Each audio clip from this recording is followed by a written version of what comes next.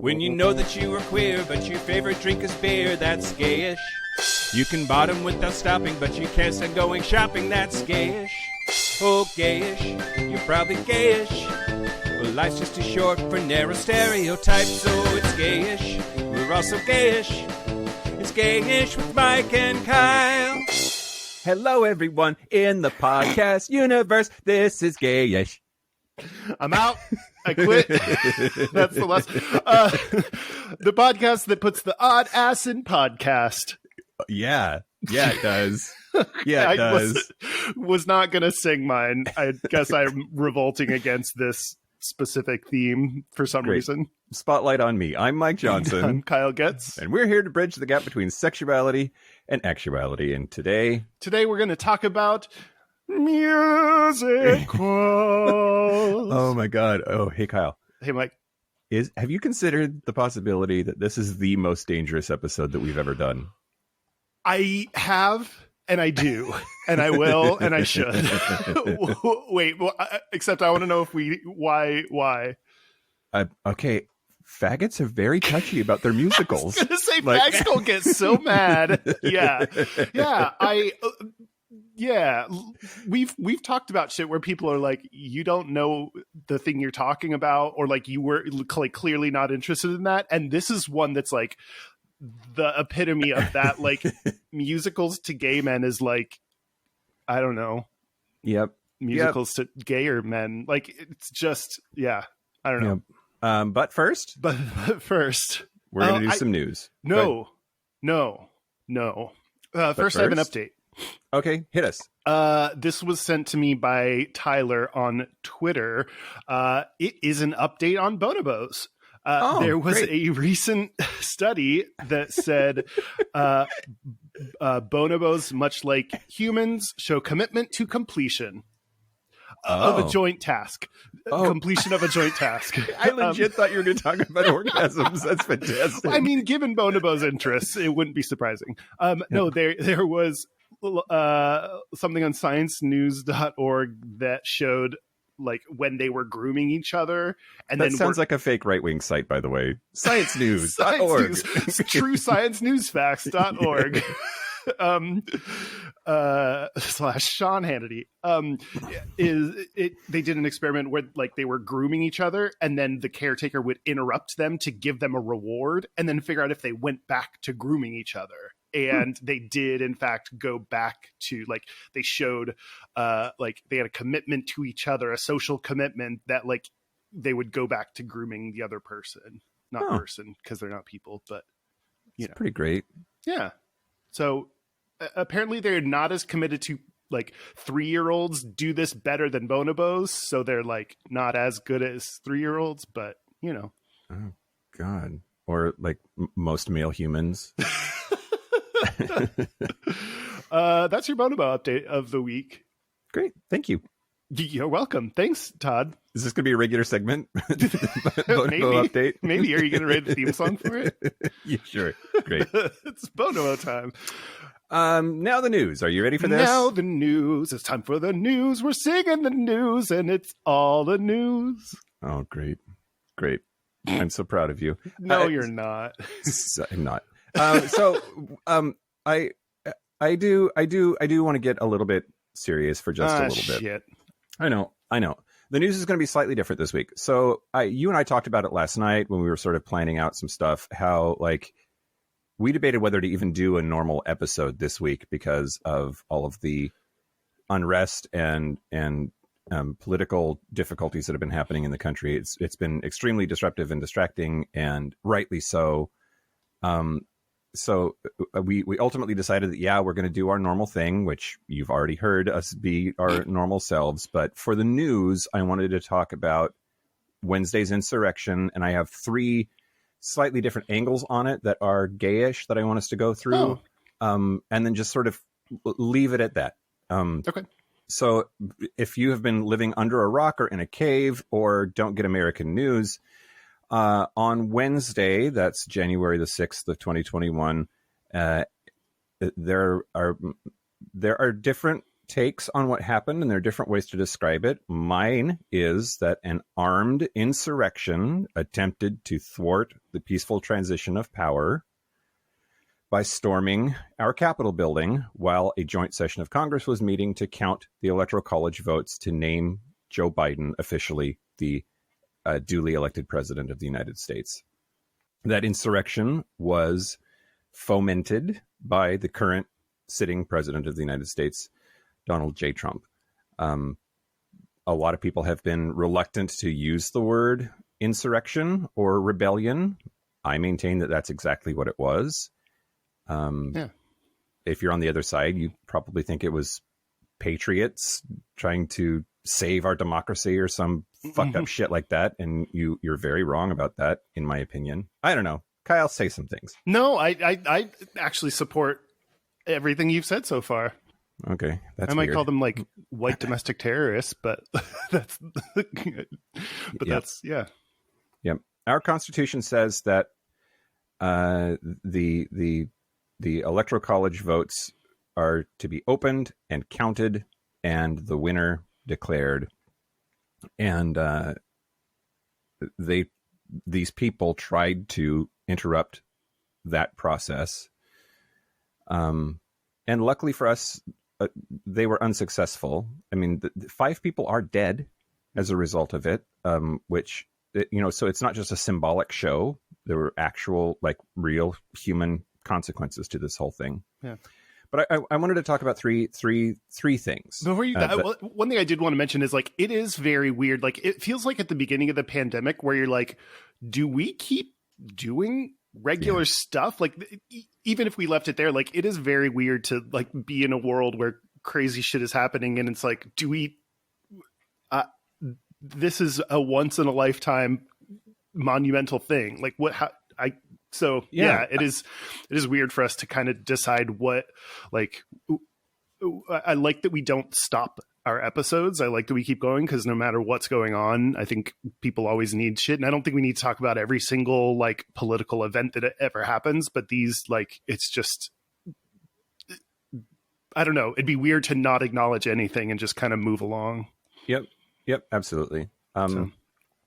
Okay. I'm ready for and like our more frivolous things too, right? Like when was it okay to post to Facebook? Or I know that Dan had questions about, Dan runs our Instagram account. Is it appropriate to still do our normal dicks and butts stuff in the middle of this, like, maybe, overthrow of our government and destruction of our country? Yeah. I have a business proposal due on Friday. Like, do I keep doing that, or what's the, right. Yeah. Okay. I'm ready for the gayish takes. Okay. So the gayish takes, I'll start with the least gayish of the 3 of them that I wanted to talk about, which is this narrative that what we saw on Wednesday, that the people that did that to our Capitol were actually left-wing Antifa people that injected themselves into that process to make Trump look bad. That the people causing all of the problems were actually left-wingers. And it's the most tenuous tie back to gayish, except that, I do feel like all of us on the left are sort of in this together, and politically queer people are, the left are the ones that are caring about queer people in this country. But what do we do about that, Kyle? You've heard that, right? Yes. One thing that I think is an actual tangible thing that you can do is, like, not engaging or discussing on social media. Like, I think part of the reason some of those conspiracies grow is when someone posts it on Twitter and then someone argues with them. That's what they're looking for. That's how they disseminate information, is by getting more engagements on that post, or getting someone to quote tweet it with their, like, anger or whatever. Like, that's what they are intentionally doing. And so if you look at the account and it's, an account that has 50 or less followers, like, not saying anything is better to, like, not spread that information. It's different if a, like, major news source is talking about it or a major political figure. But I think there are a lot of times where like we play into what, you know, trolls want, what like specifically Russian counter whatever people are trying to do to spread misinformation. Yep. Well, for what it's worth, according to Forbes magazine, of all fucking places, it's been widely reported, but Forbes is the article that I happened to pick up. The FBI has studied this, and there is no evidence of widespread agitation from left-wing groups. Antifa was not there. Part of the thing that I hate, though, is like when things are so untrue, it's like now we have to investigate every outlandish claim that anyone, including the president, says, and it's stupid. Like, why can't I just say random things? That shouldn't even be acknowledged with any investigation or anything. There's like, and the people that think that, no FBI study is going to prove to them it didn't. So, like, I don't know the benefit of talking about or studying that. Like, how did that help anyone? Yep. Yeah. We talked about this a lot last night too, in our little, private. I'm so hungover today, Kyle. Thank you. Yeah. We drank a lot of wine last night, and we solved cancer and world peace, and we wrote a new musical. But one thing that I maybe I'll just move on to the second thing. I want to talk about Black Lives Matter, and I want to talk about how many people I see on my feed. If you take Antifa out of the question, they weren't there. They weren't actually the ones that were agitating. There's still this narrative out there that why was Wednesday not okay when you people seem to be okay with all the destruction that happened as a result of the racial justice protests from this summer. Yeah. And do you have a good succinct way to explain why they're different? Yeah, like one is a protest, one is intentionally violent. Like Black Lives Matter at their core is not intending to be violent. Charging the Capitol is intentionally, the goal behind it is violence, is in and of itself violence. The goal of Black Lives Matter is to say, like, stop murdering people. The goal of that is to say, hey, stop democracy. Like, just the fact that they're even like, yes, it's the commonality that you see is people angry about something, but that's like all they have in common. And the fact that people even see that as a comparison shows that we view any black people as violent and any white people as correct. Like that's why they're even considered in the same ballpark or on the same level. Yeah. Yep. Absolutely. All right. So how is this gay? Wait, is this, no. All of that is the first one. It's like barely gayish, just because so the next one that's slightly more gayish is as a result of his messaging on Twitter, Donald Trump's account has been permanently suspended. He's been removed from Twitter. He's also now subsequently been removed from Facebook and Instagram. I love the memes that are going around that like he needs to be banned from Grindr. That there's an account for Donald Trump on Grindr, like Pornhub. We banned him from our platform. And Parler, which is the conservative answer to a lot of these social media platforms, has been removed now from the Apple Store and from Google Play. And didn't the Amazon Web Services remove them from their? Yeah, so the back end for Parler ran on AWS, and Amazon has suspended their access to those services so that Parler can't run. And what I want to talk about, the gayish angle here is, I think that we get really upset, and rightly so, at queer content creators being muzzled or removed or censored from a lot of these social media platforms. How do we say it's okay for them to kick Trump off of their platform, but not okay for them to kick drag queens off of their platform? I'm wondering if you have a hot take on that whole thing, the First Amendment implications. Yeah, no, I have like a bunch of opinions. But I think it is a fair concern. And I've seen like people, sex workers posting like, wait, I get why we want to remove him, but my shit's been removed. And like, so I get the concern. I get the fear of like a private company making decisions about what is and is not okay. But we have to remember, like, it was not just First Amendment free speech. It's someone shouting fire in a theater. Like we have restricted free speech in specific ways that are important to people's health and safety. And if you call for a coup on the government, like, that is okay to be not allowed. And, you know, it's like, the question is it just something I don't like? Like, oh, sex workers, I think that's weird or gross, and that's why I want to ban it? Or is it someone saying, like, go murder everyone? You know, like, it's not just about free speech. Yep. Or it is, but like, it's very different things. It's not just, do I agree with this or not? Yeah. Yeah. There's a bunch of stuff going on here, right? Like the First Amendment does not apply to Twitter. The First Amendment is that the United States government can't tell you what you can and can't say. Right. Twitter can. Twitter is a private company, right? And there seem to be a lot of people very confused about that. Yeah, that's true. And even when I was like saying that, I combined the two into one. But yeah, a private company can say what it wants and decide its own rules. And you do not have the right to be on Twitter. They can ban anyone for any reason. Yeah. What do you think about this? This whole thing about you can explain it to conservatives by telling them that Trump is the gay wedding cake. I saw that. I think that's hilarious. Like, I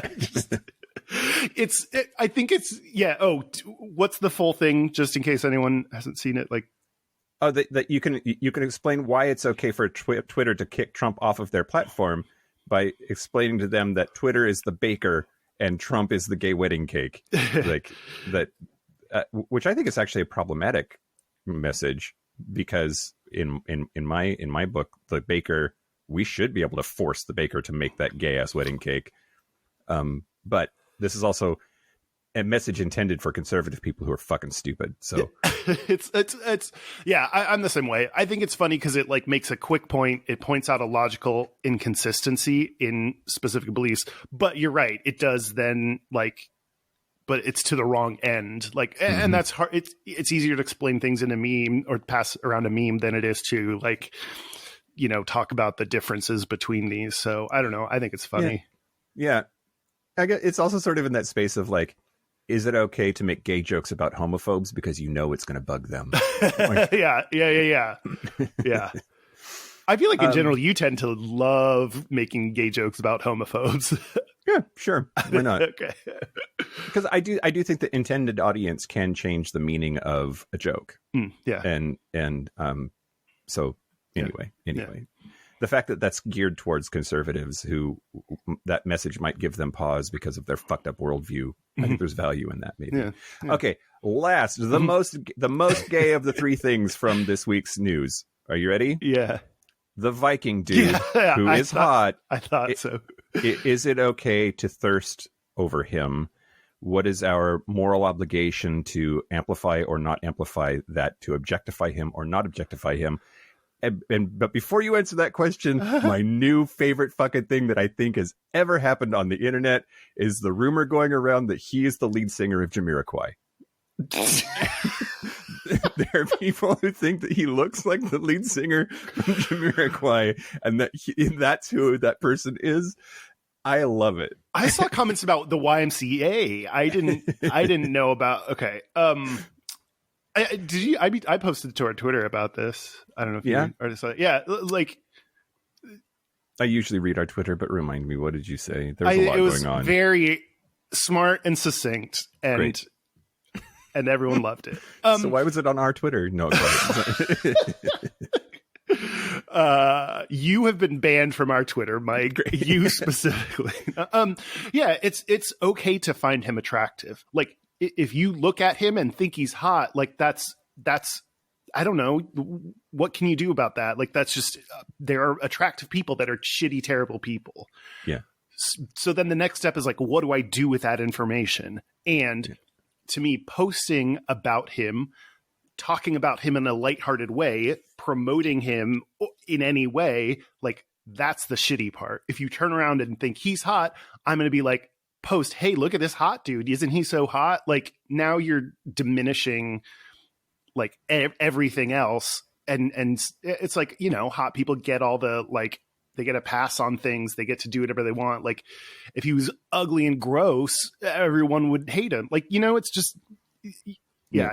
So don't post about it. Don't post him. Don't talk about him in that way. If you need to tell someone you think he's hot, go tell your friends. Like, you have a small social circle where you're allowed to say whatever bullshit you want to anyone. Like, yeah.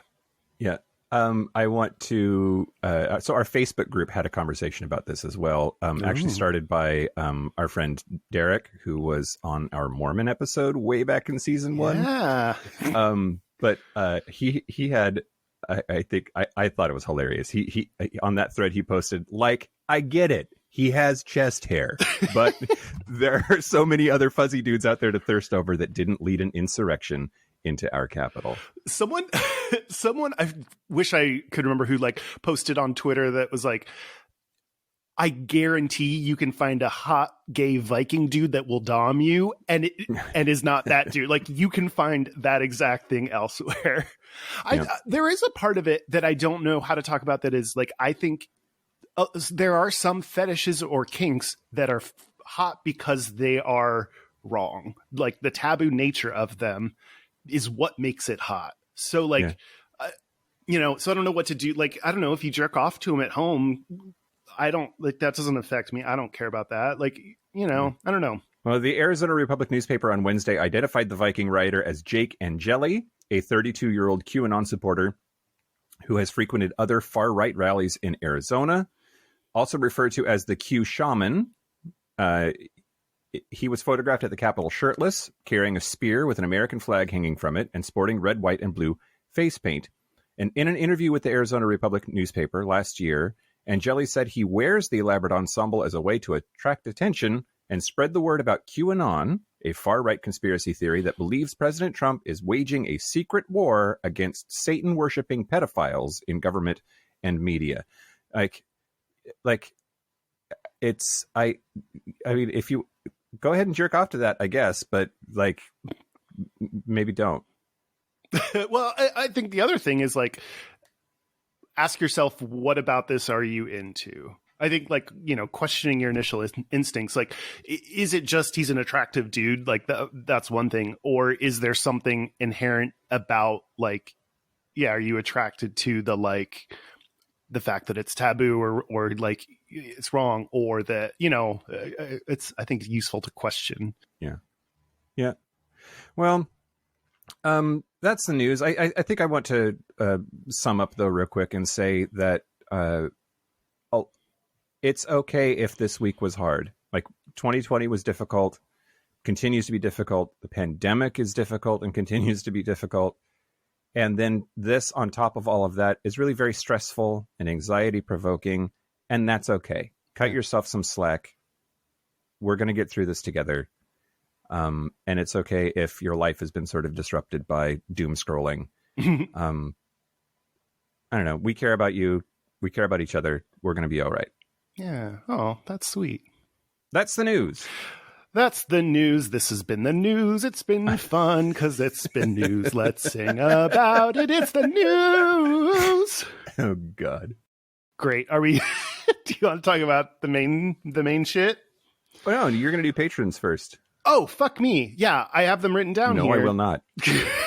Virtually. Cam show. I'll put on a private show. Putting it on the playlist. Is that on the list? It is now. Okay, great. I want to thank the following. I had it above the Bonobo update, so that's why I... Okay. I want to thank Patreon members. Starting off with, I don't even know what to... This is like a AIM screen name. IDHIN 305. IDHIN 305. I don't know. If that's your birth certificate name, then your parents were confused on what names are. But maybe it's EOS. Like, is that leet speak somehow for something? Go ahead. Thros. I don't know. Nope. I have no idea. Joshua Sahagan, Holly, which thank you Joshua Sahagan for not being the most difficult name this week. In other weeks, you might have been. Holly Pop, which I enjoy that name. Holly Pop. Holly Pop. I bet she gets that all the time as well. And Patrick Smith. So thank you. Patrick Smith. So thank you to our Patreon members. If you want to get bonus content, we do a bonus segment after every episode. If you want to listen to more of us, go to patreon.com/Gayish podcast. Awesome. Now, do you want to talk about musicals?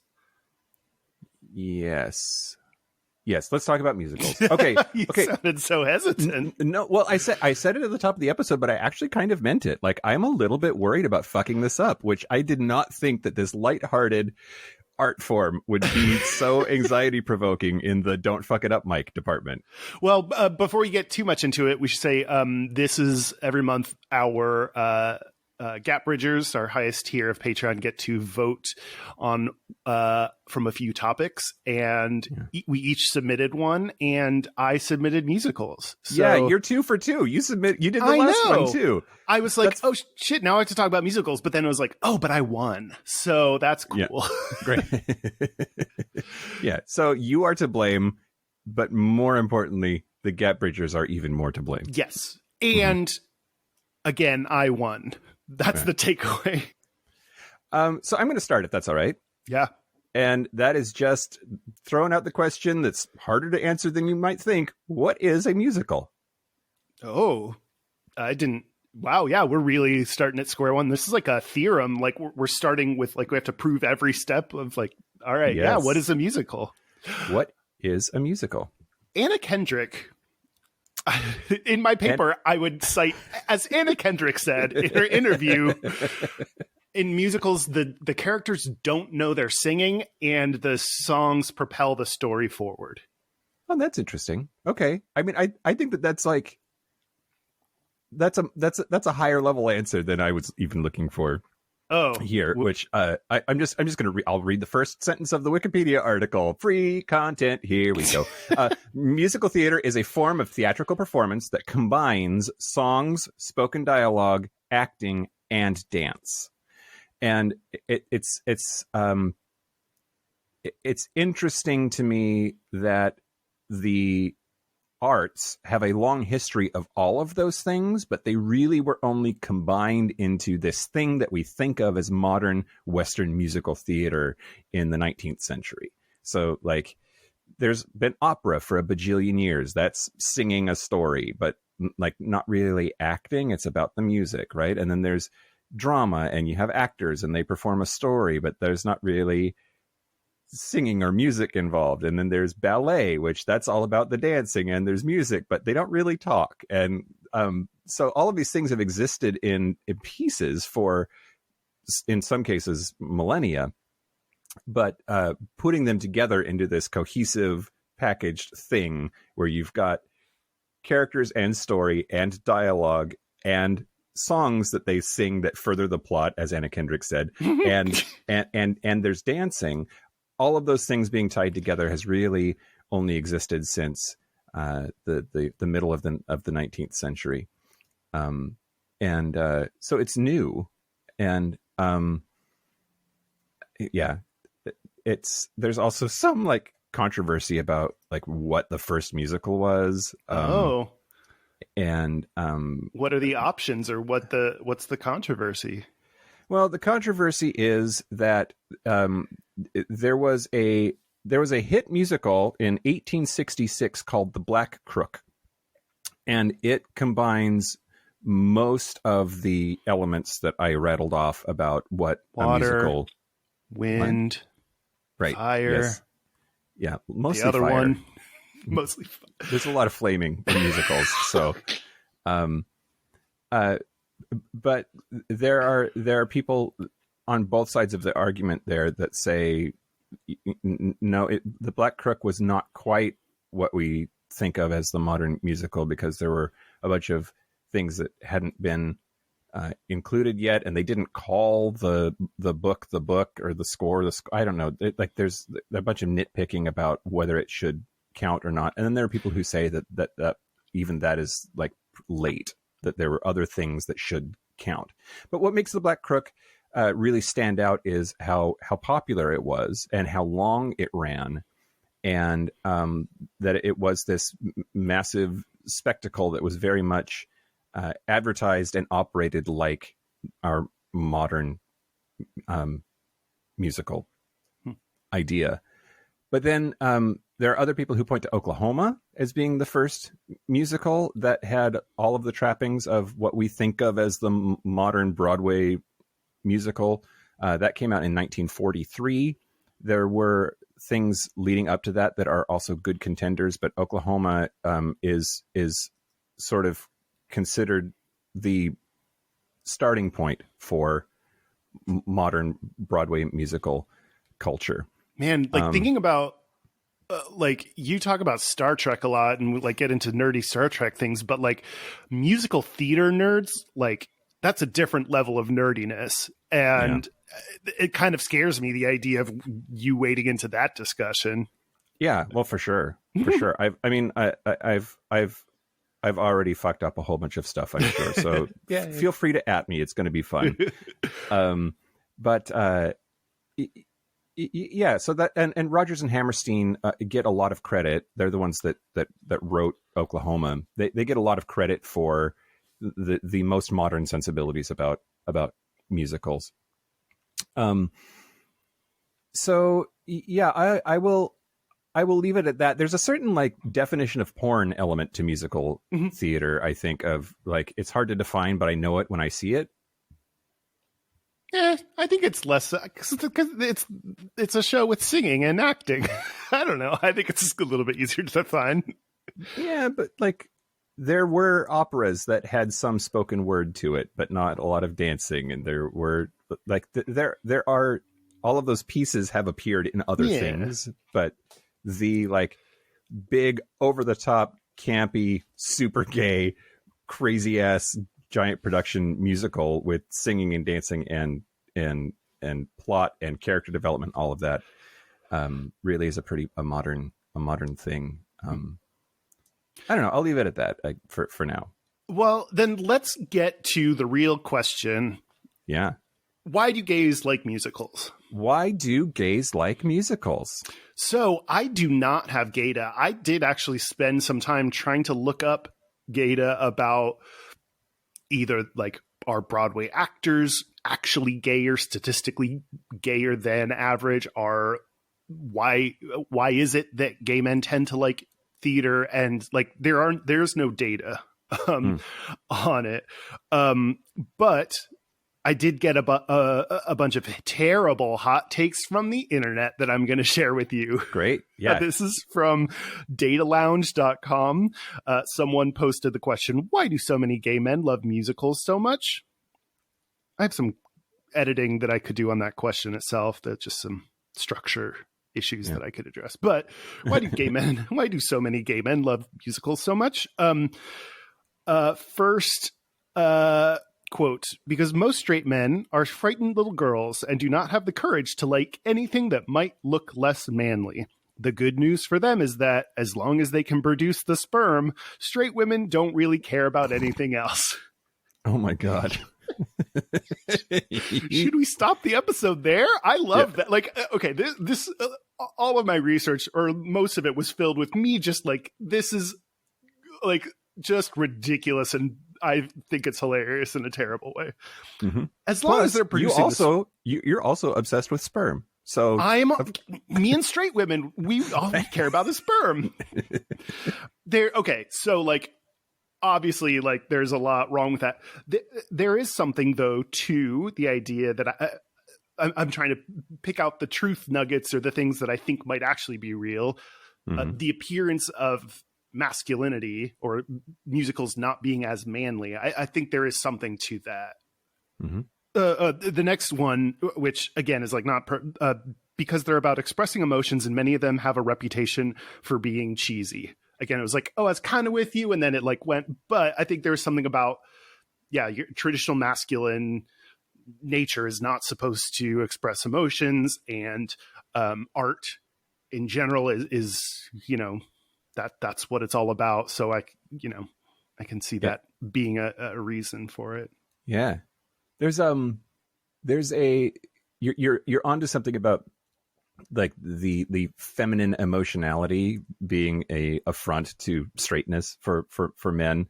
And I forget who it was. I had it written down and then I erased it when I was making cuts to what I thought I was going to talk about today. But there's a guy who said that with musical theater, when the dialogue gets too emotional, you sing it.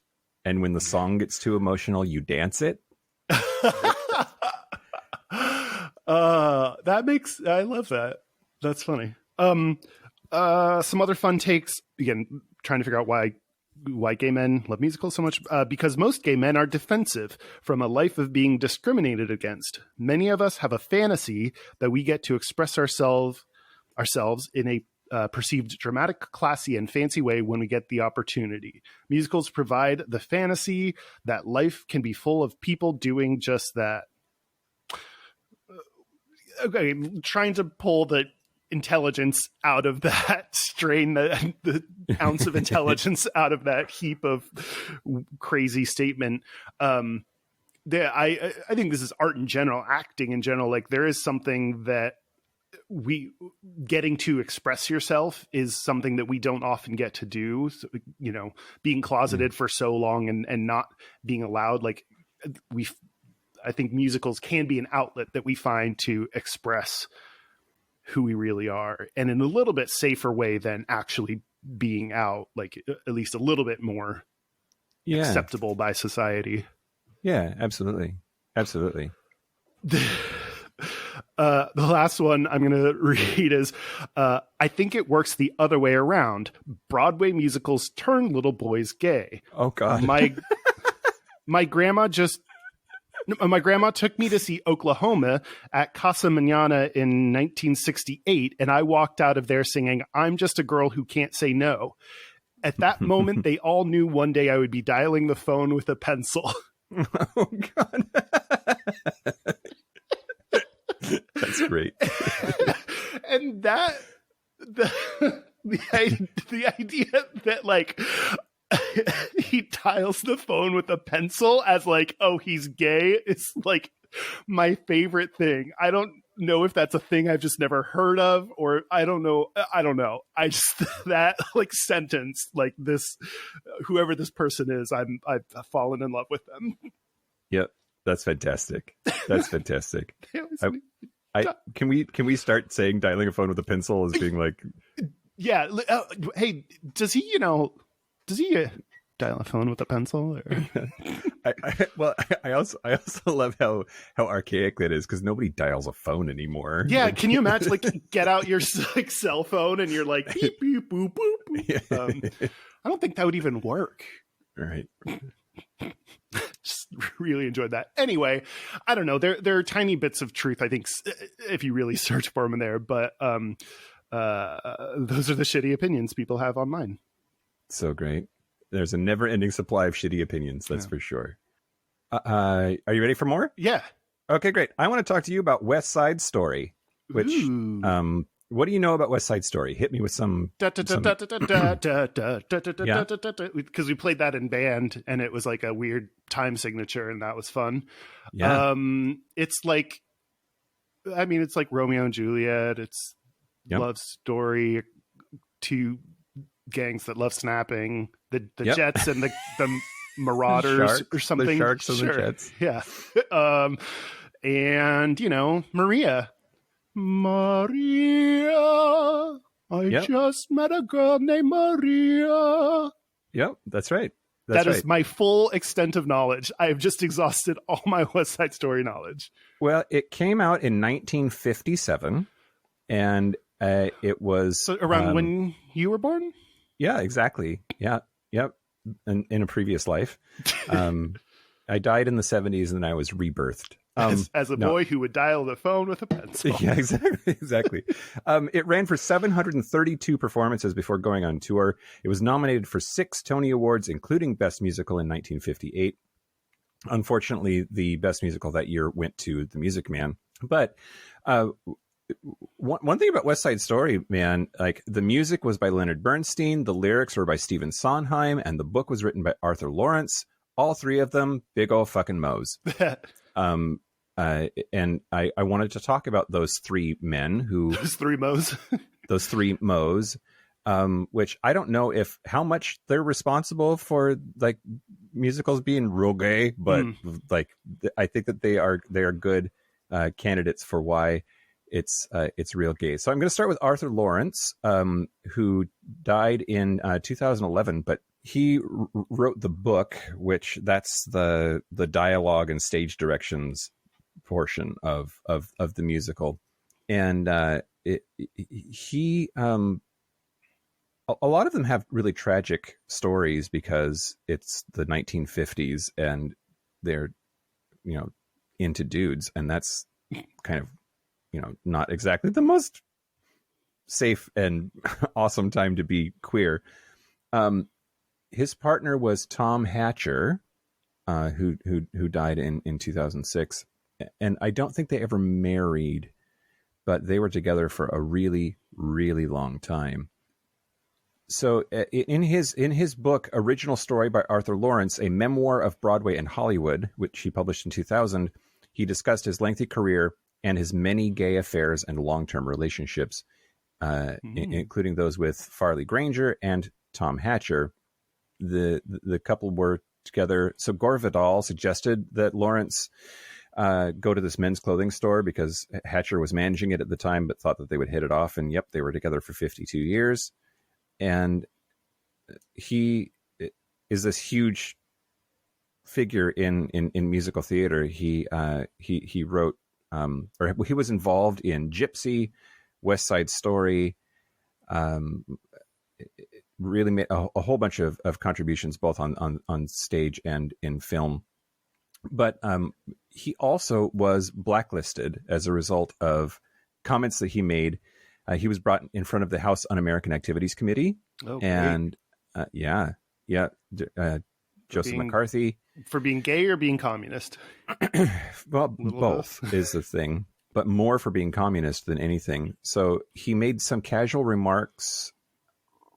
Because of a casual remark made by Russell Crouse, Arthur Lawrence was called to Washington, D.C. to account for his political views.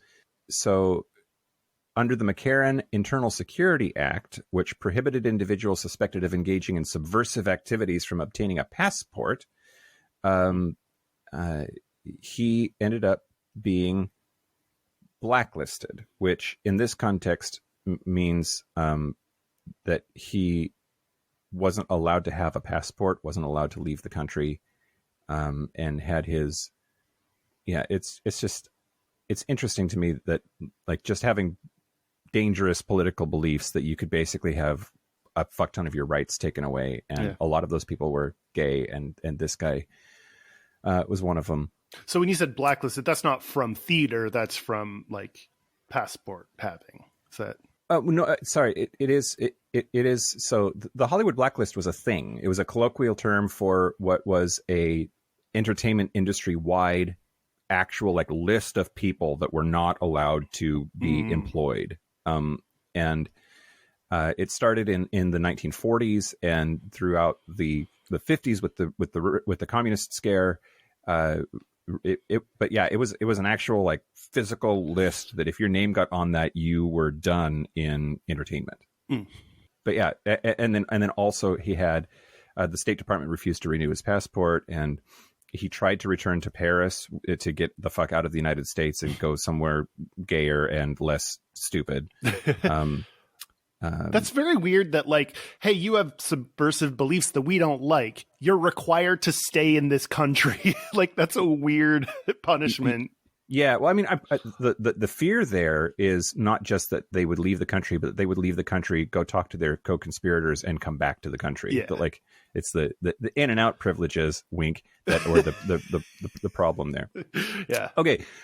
So also involved in West Side Story, Stephen Sondheim, who wrote all of the lyrics. He's actually still alive, which that seems crazy. He's 90 years old, currently lives in New York City, and is married to Jeff Romley. They got married in 2017.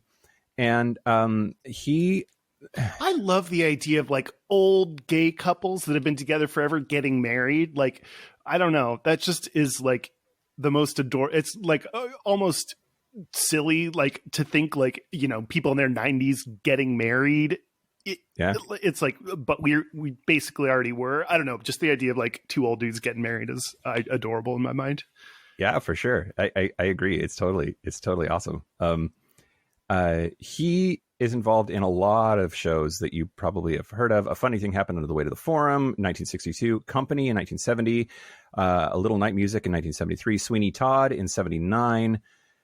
Into the Woods, 1987. Of course, West Side Story and Gypsy, which I had mentioned before from the 50s.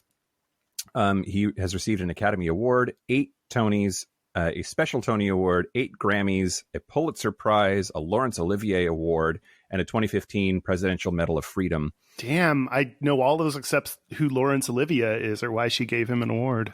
Oh, God. We're going to go past that one. I want all of the, I want you to get hate mail. Great. Okay. So, but yeah, like a lot of people though, he did not come out of the closet until he was, in his 40s. And, he lived with dramatist Peter Jones for 8 years in the 90s. And in 2010, it came out that he was in a relationship with Jeffrey Scott Romley, and they got married in 2017 and have 2 dogs. Sure. Named Pepper and also Pepper. Yeah. This is going longer than I wanted it to. I'm really sorry. I assume that musical theater people will know who all these people are and be happy at them. I think, isn't that good? Isn't this what we need to talk about so theater musical people are happy? Yeah. Great. No, sure. Keep doing it. Just keep going. Just keep going. Well, last but not least of the 3 faggots that could for West Side Story, Leonard Bernstein, and this is maybe the most problematic one, but I think it's interesting. He was an American composer. He actually died in 1990. According to music critic Donald Hanahan, he was, quote, one of the most prodigiously talented and successful musicians in American history. He wrote the music for West Side Story and lots and lots of other things. But what's really interesting to me about him is that he actually got married to an actress, Felicia Cohn Montealegre, in 1951. And a lot of people think that he chose to marry partly to dispel rumors about his private life because he's real gay. In a book released in October of 2013 called The Leonard Bernstein Letters, his wife acknowledges his homosexuality. She writes, quote, "You are a homosexual and may never change. You don't admit to the possibility of a double life, but if your peace of mind, your health, your whole nervous system depend on a certain sexual pattern, what can you do?" Arthur Lawrence, who I talked about a little bit ago, who collaborated on West Side Story with him, said that Bernstein, quote, was a gay man who got married. He wasn't conflicted about it at all. He was just gay. And Shirley Rhodes Pearl, another friend of his, said that she thought, quote, he required men sexually and women emotionally, which would put him more in the bi category, like, or maybe, or like there are terms that I don't remember that I'm going to fuck up, but like the whole like romantically interested in the opposite sex, but sexually interested in the same sex. I think there's a term for that. Yeah. You could be bi romantic. You could be homo romantic or hetero romantic. Yeah. Okay. I knew the words and then I started saying them and then I realized I don't necessarily know the words, but yeah. Like romantic versus sexual interest can be different. And maybe his romantic was hetero and his. I wanted to mention that a 4th gay man was involved in the production of West Side Story, which was the director-choreographer Jerome Robbins. Oh. Hey, Jerome. So you talked about how a musical has to have music and acting and dance. He's the dance. That's an excellent point. Also, during my Patreon segment later, I'll be talking about a very weird version of West Side Story. Ooh. Is it the one we're putting on? Are we going to reenact it right here? Kyle wants to go to America. I want to play Tony so I don't have to be in the whole thing. Okay, great. Spoiler alert, Dan. Jesus. Does he die? So to fast forward, he wins the lottery, Kyle, and then moves to France. Is that true? Of course not. I don't know. So he dies, right? Back to Leonard Bernstein. Oh, okay, sure. So in 1976, he decided he could no longer conceal his homosexuality, and he left his wife for a period to live with the musical director of the classic music radio station KKHI in San Francisco, Tom Cawthron. The very next year, his wife was diagnosed with lung cancer. He moved back in with her to take care of her until she died in 1978, and apparently felt real guilty about his wife's death, which that resonates with me. Like the like. I feel like it's a thing that happens, that like all of these gay ex-husbands are still like in orbit around their wives. Like Elton John comes to mind. Didn't he get married to that woman? And anyway, but yeah, and then he announced his retirement from conducting on October 9th, 1990, and he died 5 days later. Which I love it when somebody is just like, I know when I'm done. Yeah. And like they peace out real fast. Yeah. Anyway, yeah. So, I mean, part of the musical theater thing, I think, that makes it gay is that so many gays are involved in it. Like, yeah, there's an appreciation for the art form because it's over the top and it's camp, and there's a bunch of like talent that straight people don't have necessary to put them on. But like gays really do make Hollywood and musical theater happen. Well, the gays and the Jews, but we're talking about the gay ones now. Which, okay, that actually, can I say stuff to your... Yeah, do it. Then that leads to the question, where are all the straight men? Which, this is another thing that I just thought was really funny. And I don't have to, like, there was a 2014 article in the New York Times by Patrick Healy called, "In Audiences on Broadway, Fewer Guys Among Dolls," which, you know, okay, I get it. Yeah. Do you get it? Yeah. It's that musical, Dolls and Guys. Yeah, exactly. Basically, the entire thing is like, how do we get straight men to musicals? And they're more explosions. Okay. A lot of it was talking about the release of the show Rocky, and one of them, like, to bolster attendance, Rocky is making a powerful push for men. The musical's ads now feature the word knockout. Oh God! So you're kind of right. Oh my God. What else did I? It talked about there are. So the lead marketing executive for Rocky said that women are the low-hanging fruit. Trying to appeal to men is increasingly scary challenge. And then in parentheses, like, the author then notes, attendance problems is mostly with straight men. Gay men are widely considered by producers and group sales agents to be reliable Broadway demographic, which no surprises there. The article talks about how in Rocky, like, it was notable that some men have attended without women, an unusual sight on Broadway, with guys pumping their fists, trading high fives, and cheering Rocky during the climactic fight. Like, oh God. And just okay. And then the last thing, all that same marketing executive said, "Yeah, brah, let's go to a musical." Yeah, dudes, let's get trashed and go to musical, yo. And then we can eat pussy. Yeah, cool, great, fun. Oh wow. Maybe afterwards we'll share a tender, caring moment together. Yeah, dude. Awesome. Never use that voice again. Yeah, bro. Did you see those titties? Also, I have severe emotional issues. Cool. Yeah, bro. Love it. Jesus I'm in Christ, therapy God. for my anger issues. Yeah, bro. Okay. What am I talking about? The marketing executive for Rocky said some are in, talking about straight men, some are in Hugo Boss suits, some are in sweatpants, but we need more of them.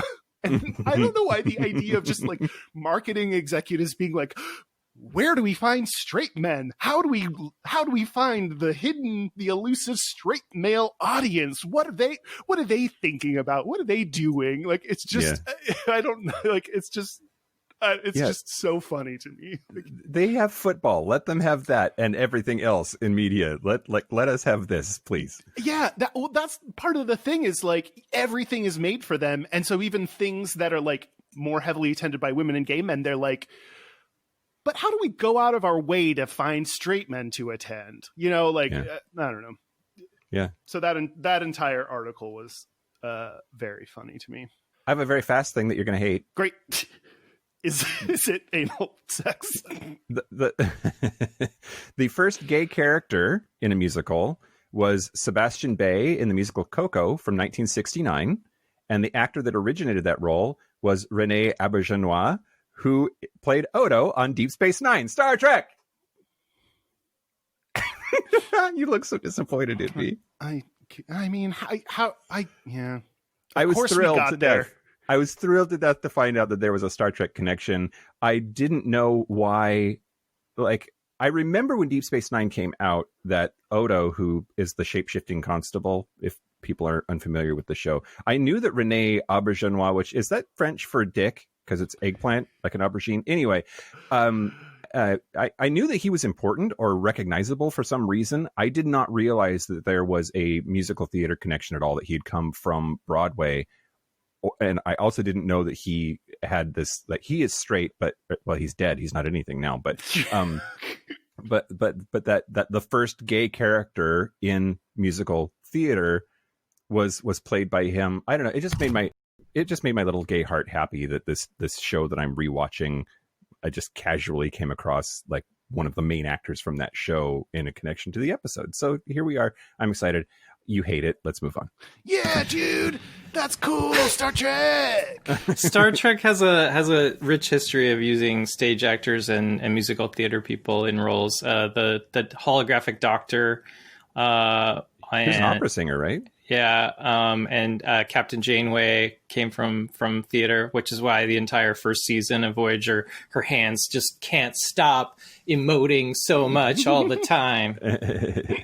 Well, and Patrick Stewart was a Royal Shakespearean actor who played Captain Picard on Next Generation. So I also have a long history on the theater, which is why most of my episodes sound like this. Oh, right, great, good job, good work. That's how you do theater. I think it's just talk like that. Mm-hmm. Mm-hmm. Yeah. Okay. We do need to talk about our personal. Yeah, that's on my list experience too. Okay.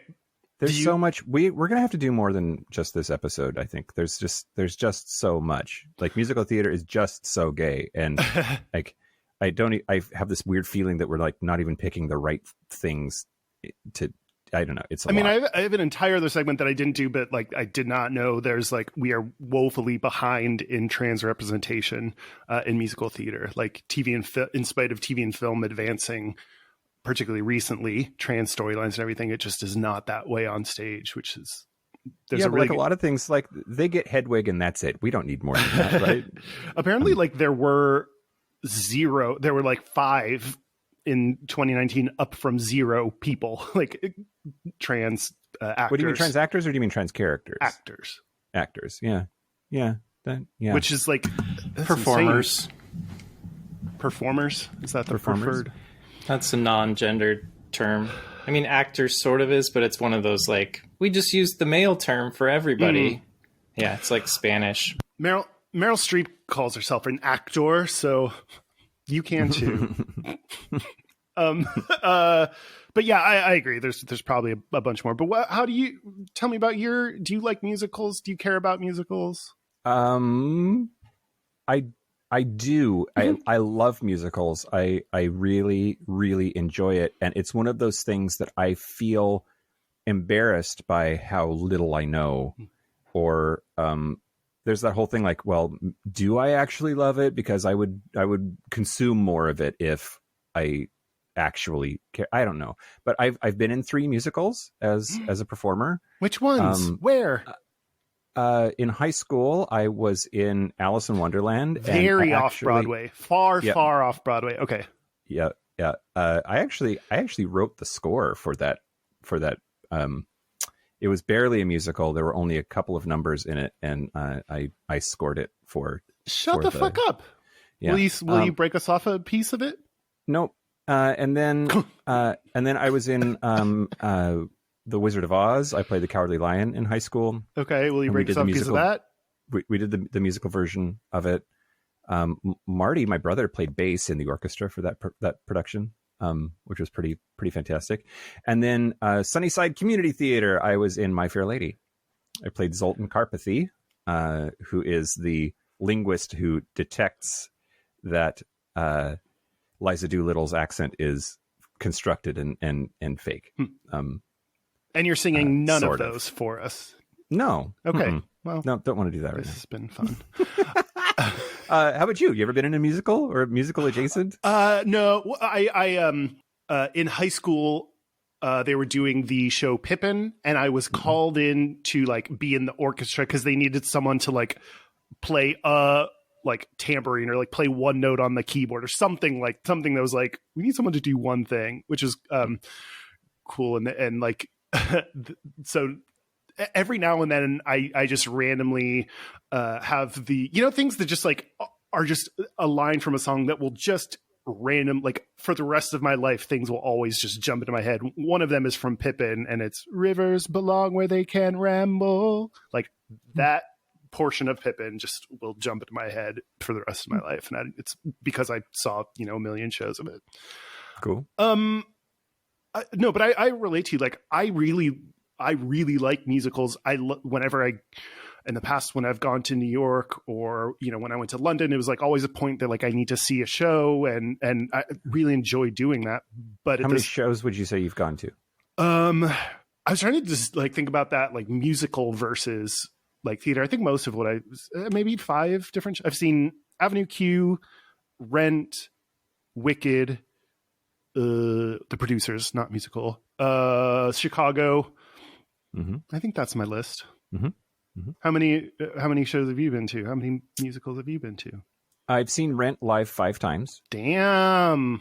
I've seen Wicked live 3 times, and I got to see Idina Menzel and Christian Chenoweth play the leads in it on Broadway with my then ex-wife. And then I've seen quite a few other shows. I would estimate I've seen probably 20 live Broadway quality performances of musicals. But of those, like 8 of them were just Rent and Wicked. So.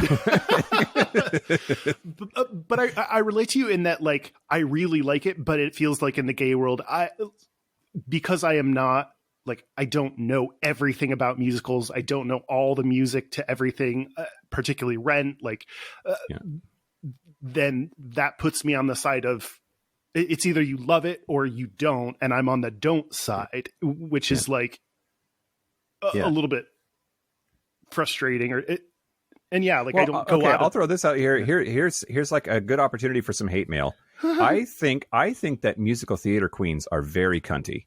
Like there is you have to know your shit and have this encyclopedic knowledge of it, or you're going to get made fun of and drummed out of the conversation. I've really very much felt that before. So just to be very clear, you said musical theater queens are cunty? This is the stake you're putting in the ground? Great. Okay, just making sure that was super clear. I think even more than RuPaul fans, there is like a minimum bar of knowledge that you will be treated derisively if you haven't met it. Like, what do you mean you don't know who Edith Piaf is? And like people will like get in your face about that shit when like, I don't think that's mainstream knowledge. You just think it is because you're in that universe. Like, and I think it's really unfortunate. I think a lot of gay cards are taken away in the name of musical theater trivia, and I think it's horse shit. I was just going to say, and it has the added thing of it's in addition to what you're saying, because it tends to be more gay. Like you have, if you don't know everything, it's not only, you must not like musicals, and you must not be gay because you don't. Yeah, there's a certain amount of also like, I'm afraid to tell people that I like Wicked or Hamilton because there's this like, oh, you like that one? Like pedestrian derivative. Okay, the word derivative is so perfectly condescending. It just works so well in so many contexts. We've gone a couple times before the pandemic to the like Tuesday show tunes or musical theater nights or whatever. It's a very popular thing that happens a lot. I've been a couple of times in San Francisco, but you'll have like a bar that has a good sound system and video monitors, and you'll play songs from musicals, and then all the gays stand around and hit on each other and or sing. And they're really fun. They're really, really fun. And it's also a good way, I think, to sort of catch up in knowledge, because you'll hear a song for the first time there, and then the next week you'll hear it again, and then you realize, oh, this one's important. What musical is it from? Who is that person performing it?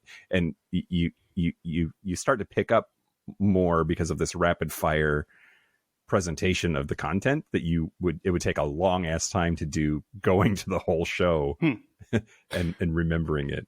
Counterpoint, I hated it. Really? I went twice and I will never go back because how come? Yeah. Because like you're talking about, like there is the opportunity, because I feel terrible about myself when I don't know stuff or feel like an imposter. And like what I could take away from it is, oh yeah, like I don't know this.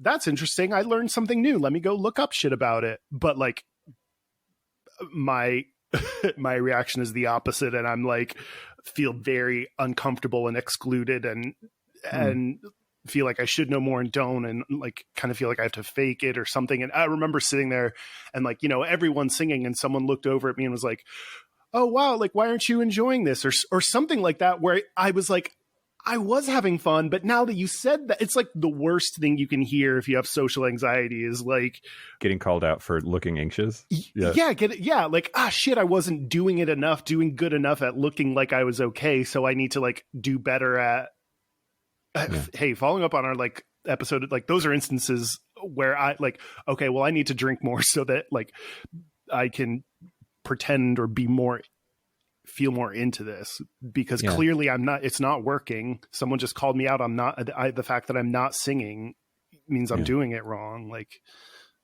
was it Joseph? No, like Joseph Peters Matthews, he and his husband Brandon have been on a whole bunch of times. He's a priest, but that's how I met him. Was at the musical sing along nights at the bar. I think he was someone who's like helping, like he was there so I had someone to talk to. He was there once, I think, when I was there, and like I actually had someone to talk to, which is nice. And I think he was telling me like, oh yeah, during this thing, and is it Evita that you get out a tissue or something and wave it around? And I was like, I don't know why I'm doing this. So much Kleenex wasted. But yeah, I do enjoy musicals, but of course, like obviously not to the extent to which a gay man is supposed to. And I definitely feel looked down upon for that, or excluded, or like, it kind of like negates the fact that like I actually do like them, and it's like that doesn't count because I don't like them enough or something. Yeah, I get that. I feel that. Boy, we have so much more stuff to talk about, but I don't want to go into it all because like it's kind of time. Yeah, so, I think it's time. So I'm sorry that we didn't talk about rent and AIDS, everybody, and I'm sorry we didn't talk about Hedwig and trans issues, and I'm sorry that we didn't talk about Cabaret, and fucking deal with it. Goodbye. Goodbye. No. Wait, are you doing Superfruit right now? I was trying to do Sound of Music, but I could. But yeah, let's we can talk about Julie Andrews, that spinning bitch. Right, exactly. Okay. Exactly. There's just so much. I'm sure that we'll be back. Okay. So but in the meantime, I think we're gonna call it. It's curtains. We're gonna go to intermission. Great. Should we take a break? Let's take a break. Let's take a break. This is the part where Mike and Kyle take a break. So are we back? We're back. We're back. We're going to do our Gayest and Straightest. We're going to do our Gayest Straightest, but first, our website. No, but first, I have two things to. One of these things I thought you were going to say too. Two things. One is we have a couple new shirt designs that are available in the merch section. Whatever. Oh, yeah. It is the entire theme song on a t-shirt. So if you go to gayishpodcast.com/merch, it will redirect you to our store. That's a little bit easier to use nowadays, but so that's new. Check it out. Also, we have a new podcast that we're doing. Oh yeah, that's right. Ta-da. Oh, that was okay. Yeah. So it's called Have a Nice Gay. It is going to be a daily, super short, just kind of nice something to make you happy and feel happy and gay. So it's going to be Mike and I still talking, but like talking about it's going to be safe for work. Cross our fingers we can do that. And boy, that's going to be a tall order, but like it's going to be like either something good that happened that day in history or an inspiring quote, or like you're going to do like games. And so it'll just be something to help like get your day started. Yeah. And in fact, we're going to play the trailer here, right? At the very end of this episode, stick around to the end and you'll hear it there. You'll hear the trailer. Have a nice gay. Have a nice gay. And you can go, the trailer's also up. So like right now before it actually it'll actually be coming out January, but now go and subscribe on Apple Podcasts or Spotify or whatever that helps. So if it when it launches, to give it more chances of showing up in the new section in Apple, which would be awesome. So subscribe. Yeah, subscribe a lot. Yeah, subscribe, then unsubscribe, then subscribe again or something. I don't know. Yeah. Okay. Well, our website is gayishpodcast.com. We are at Gayish Podcast on Twitter, Instagram, YouTube, Facebook, and Parler. Great. Our hotline, you can send us text messages or leave us voicemails, is 5855-GAYISH. That's 585-542-9474. Standard rates apply. Our email is gayishpodcast@gmail.com.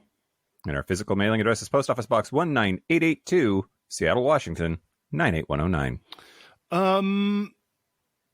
Gayest Straightest? Oh, anyway. I am hungover. Great. We're almost there, buddy. Great. All right. Hang in there. Great. I'll go first. Great. So the gayest thing about me this week, I had a Zoom call on Friday night with my gay fraternity brothers. We've got, we call ourselves the Bromos. And, but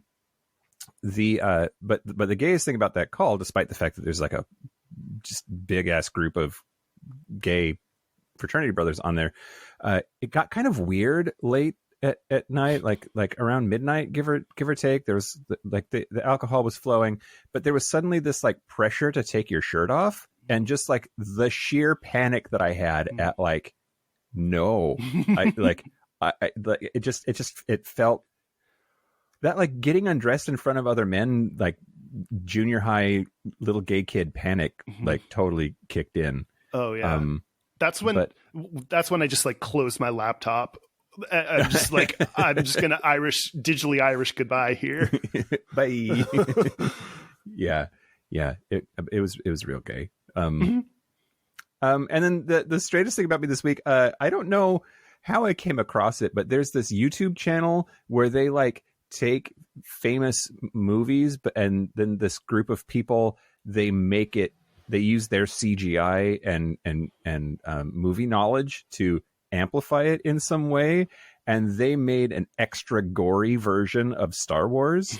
They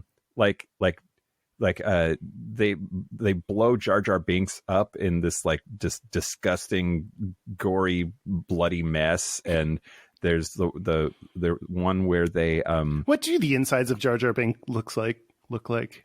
I mean, basically like you would think. Yeah. Like this, like roadkill, really.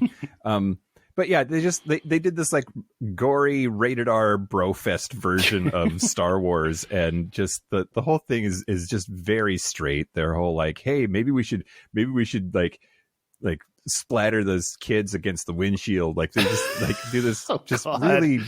Yeah, it's a lot. It's a lot. Sounds like a lot. But it was fun. Yeah. Go ahead. My gayest is every morning I make coffee and I have vanilla creamer that I put in my coffee, and for some reason that feels gay to me. Like the like it's not just sugar and cream; it's vanilla cream that I put in it. Is it French vanilla? Yeah, I mean that. Although it would be gay if I went for the like fat-free version, but I don't.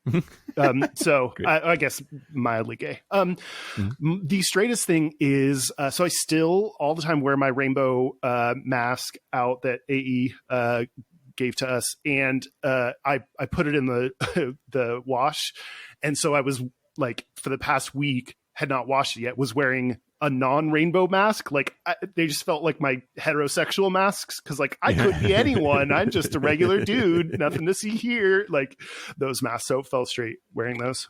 Our listeners, Gayest and Straightest this week. Gayest, I made a dedicated not safe for work Twitter account so I could follow and flirt with a bunch of hot guys and not have it bleed over to my main Twitter. Mm-hmm. That for sure, right? And then Straightest, I met a girl on this not safe for work Twitter, and we've been planning a date now for a couple of days. Wait. I think this person is bi, which I think is fantastic. I love that it worked out like that. Yeah, everyone has like a separate Twitter thing just for their like raunchy shit, and I don't, because I don't do raunchy shit. Any hoomsels.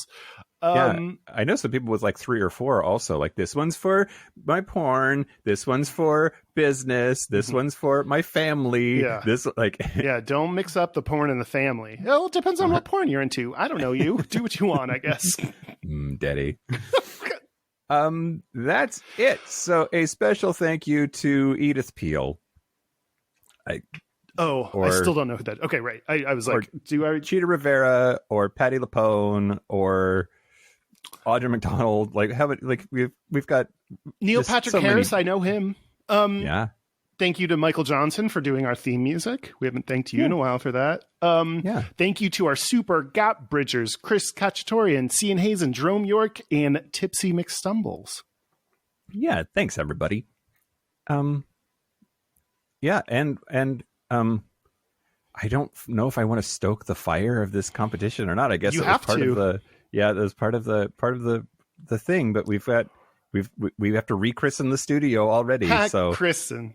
Yeah. So from the Chris Cacciatorian studio, this has been Gayish. I'm Mike Johnson. I'm Kyle Getz. Until next week, be butch, be fabulous, be you. You'll be back soon. You'll see. Goodbye. Bye.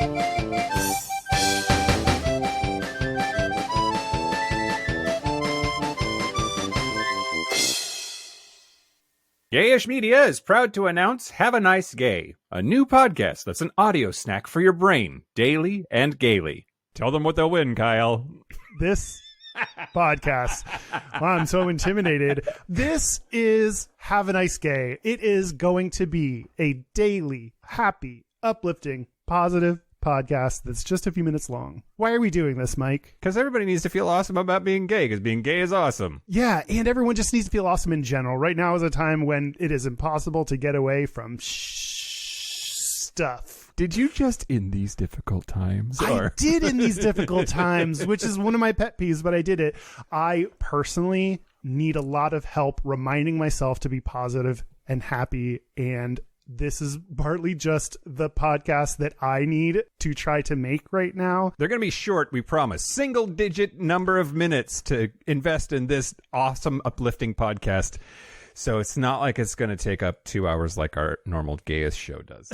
Yeah. We're going to have inspiring quotes, motivational minutes, games, you name it. Lots of different things, all to make your day a little bit brighter. And a little bit gayer. So we'll be coming to you later this month with daily episodes. So subscribe here so that you get updated when we start actually releasing daily episodes. That's right. Have a Nice Gay. Coming to your ear holes, January 2021. Until then, have a nice gay. Have a nice gay, Kyle. Have a nice gay, Mike. Did we say all the things we were going to? I don't know. I think we did.